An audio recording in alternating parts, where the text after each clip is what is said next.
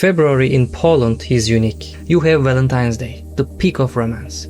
Just 48 hours later, you had Tłusty Czwartek, which is Fat Thursday, sweetest day, eating unlimited donuts. One is about love, the other one is a different kind of lust. This month I decided to bridge that gap. I wanted to create a luxury packet that feels high-end, intimate and little bit seriousness, but right before the final reveal. I am Murak, and each month of 2026 I am creating commercial packet projects. And this is how I shot Love and Lust commercial project with zero budget.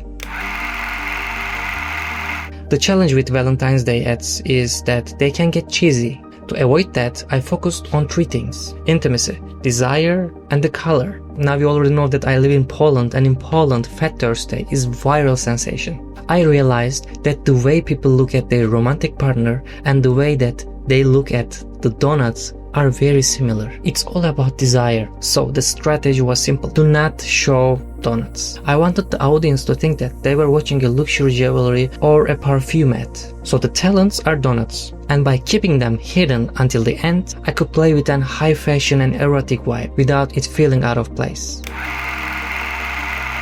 So we shot this on Airbnb in my city, and the moment I walked in, I saw this massive mirror and knew that it had to be my main framing device. But on the other hand, mirrors are cinematographers' one of the biggest nightmares, especially when you have a crew and many lights. Hitting them in the reflection of the mirror was very difficult, and we suffered a lot. Crew was consist of 6 people in one room, so we just keep moving things around. For the gear, I stuck with my Sony FX30 and Tamron 17 to 70mm f2.8. I also used my Zhiyun Weebill 3S. To get that dreamy look that you see on the highlights, I actually added on post-production. I wanted to add total control of the bloom. Yes, a little bit of haze with smoke matching, it would be really nice, but as I mentioned, this is a zero budget project and currently I do not have any fog machine. My key light was the same Godox SL60, which you might know from the last video. And again I double diffused it and try to be consistent to just keep them around the talents' faces. But the soul of the video came from the cheap RGB tubes and small lights. I chose a reddish pink color because I believe that it reflects both of the vibes of the days, Valentine's Day and Fat Thursday. I placed small LED lights near the practical lights like lamps or candles, and that's how I motivated the light. And that's how I maintained that it felt like the lights are coming from the environment. I kept the pink light in the same relative position in each shot, so as we cut between angles, the glow on the talent's skin felt realistic. If I had a struggle, I would mention that shooting this with friends. It was good. Thanks to my friends. Assistant director. I am so excited to work with these guys here in Wrocław. 10 out of 10. Such a big pleasure for me to work with these professional people. Fun of my life. Okay, I feel very grateful. As you can see, my smile all the time.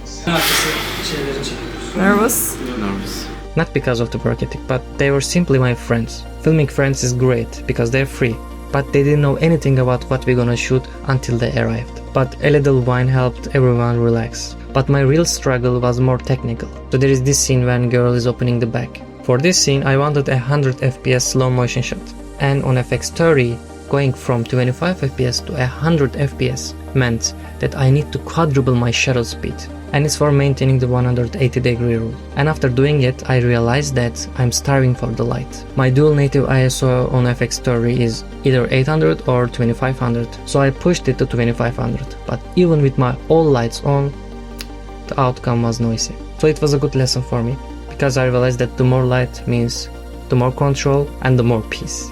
So after shooting day, I came home and immediately reviewed my footage, but I realized one big mistake. I had 2 perfect takes where the talent accidentally looked right into the middle of the lens. It was my mistake obviously, because I didn't put enough attention to reviewing footage right after shooting on the day. That's how I realized the importance of the monitors. So let's see how I position my lights in some frames. So for this scene, my biggest motivation was to make the contrast on the talent's face, where you see the highlights, the shadow, and the highlights again, and the shadow, and the highlights again. And this is my main motivation to create. And actually it might be the only scene that this huge mirror helped me a lot, because reflecting the light enough. So my key light was somewhere here, so behind the talent it reflected the light well enough to the talent's face. On the other hand, where you see these small red lights are coming from my chip tube. So it's the same for this frame as well. My main light is still somewhere here behind the wall, but in this scene it was a little bit more difficult because positioning light with this huge mirror was very difficult. Thanks to my light assistants, we moved the light in the correct position so that we will not see it in the reflection of the mirror. So the soft light comes from this part. So as you might see, there is a red color on the couch because I positioned my tube so that it could easily touch the talent skin. These small LED lights helped me to motivate environment, and to give the vibe of the night, I positioned another RGB light right in front of the wall. So it was the most difficult shot of the day. We had more than 20 different takes, but finally we got the one. So here was the idea. I push into the talent, and on my halfway through, she opens the bag. While she opens the bag, she gives the reaction. While she starts reacting, we had two things to be done at the same time simultaneously. One, turning on the red tube light on the shadow side, and two, turning on the hair dryer under the desk. So actually 5 people were working at the same time and had to do everything at the same moment. Here is the position of the red light. Here is the position of the key light. Here is the position of the hair dryer. And let's check the final scene, revealing of the donuts. I mentioned that I positioned my pink light on the couch, but while having the talents at the same time on the couch, I needed to move it out. And I realized that in the same direction, I could position the light just a little bit far. Somewhere here. So there is this another RGB light right here, and it gave soft highlights to donuts. This project taught me that the luxury isn't just about the budget. It's about the intention behind the light and its story. So 1 month down, but more to go in my journey to become a real filmmaker. And here is the final result. Enjoy watching and see you next time.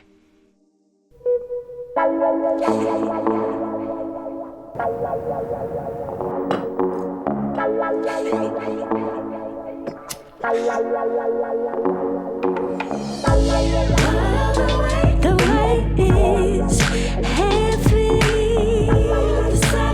The silence is steady. So present, it's malleable.